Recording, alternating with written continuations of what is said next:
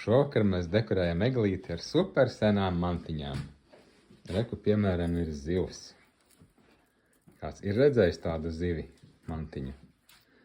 Nokrita nost. Tad mums vēl ir liels čiekurs. Šo es atceros no savas bērnības arī. Es domāju, ka daudzām mantiņām te ir vairāk kā 100 gadi iespējams. Šiem čiekuriem varbūt nē, bet šis jau ir senāks.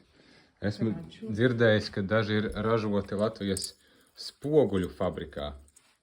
Šis ir ar sēnes vai ozolzīles? Ozolzīles, laikam. Tad te vēl ir tāds valrieksts interesants, laikam. Lidmašīnas parādīja zvaigznes. Tā ir zvaigzne. Interesanta lidmašīna. Šī tā te ir lidmašīna īstenībā. Un vēl bija dzirnavas tādā stilā. Reku, dzirnavas ir. Un lauva. Bet man liekas, ka viena no vecākajām varēja būt. Te bija kaut kur tāds salavecis, kaut kur bija ļoti tāds vecs un brons. Reku viņš, nekur.